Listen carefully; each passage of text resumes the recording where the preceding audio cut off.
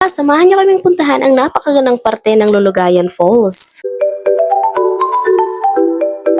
So ayan, nagkita-kita na naman ng magpipinsan, kaya naman agarang plano na naman to. At may baon nga pala kami ditong bangos at papunta nga pala kami dito sa Lulugayan Falls. At kung suswertehin ka nga naman, naabutan pa kami ng ulan at parang may bagyo pa ata dahil napakalakas ng hangin.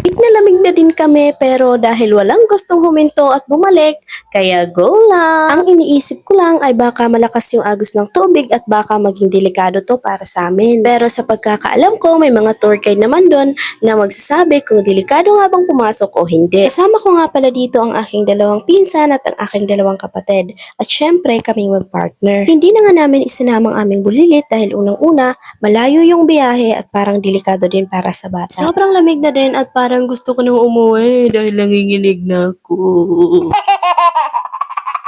Tumina na nga din pala yung ulan at medyo nagkakalahati na din kami sa aming pupuntahan. Ay, salamat. Yes! Sobrang love trip talaga itong paglalakbay namin dahil unang-una yung mga motor na gamit namin ay may mga patulak effect ang person. Hoy! Yung mga motor na gamit namin ay may paubo-ubo effect. At meron ding pausok effect. Wow! O, diba? Hindi kasi kaya ng mga motor namin yung mataas na daan, kaya naman kailangan pa itong itulak ang person. Alam niyo yung hindi naman nakakapagod yung biyahe pero mas nakakapagod talaga yung magtulak. Ano ba to? Kaya pa ba? Pero itawa lang natin yan dahil yan ang best experience at best memory natin for today. At kung nakikita nyo, nandito na nga pala tayo sa Barangay Litiron, Calvica, Samar. Kung saan dito din natin matatagpuan ang Lulugayan Falls. At kung mapapansin nyo yung daan, medyo mabato na siya, sign na to na malapit na tayo doon. Kaya set back and relax dahil makikita nyo na kung gaano kaganda ang Lulugayan Falls.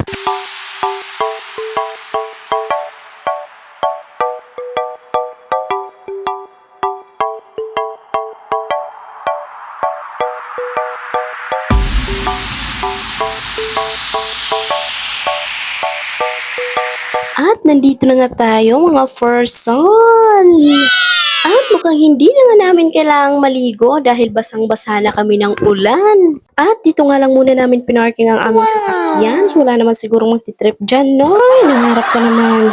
Tara, pasok na tayo. Welcome everyone!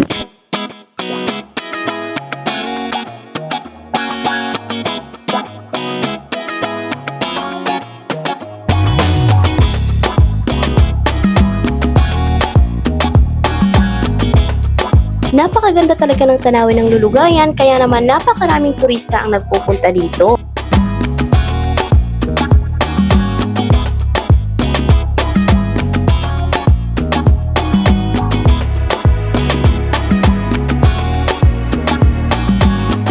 Timing naman na hindi masyadong tao ngayong araw na ito kaya naman fell at home ang mga person. Ito lang palang dala naming ulam at sponsor lang din yan ng aming isang pinsan na kasama dito. Pasalamat na lang talaga kami dahil may bangus kaso nga lang walang toyo. May alak pero walang pitsil at baso at alam niyo ba yung malala? Meron kami mga pagkain pero wala kaming tubig. Diba?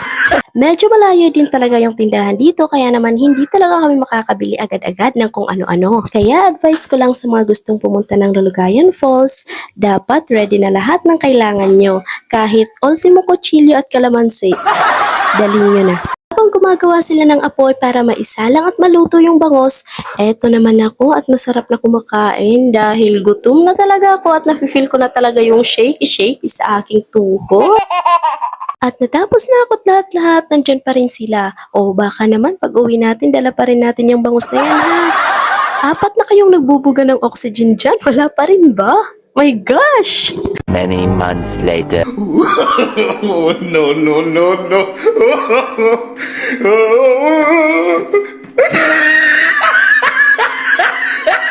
At pagkatapos ng napakahabang panahon, sa wakas nakakain na din kami.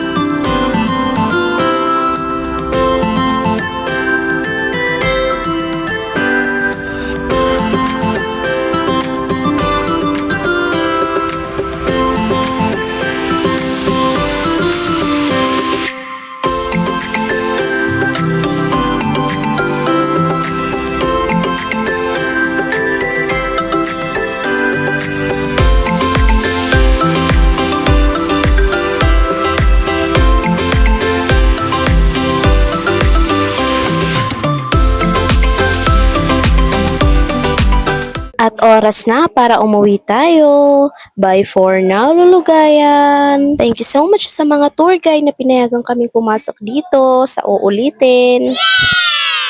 Hanggang dito lang muna tayo. Bye!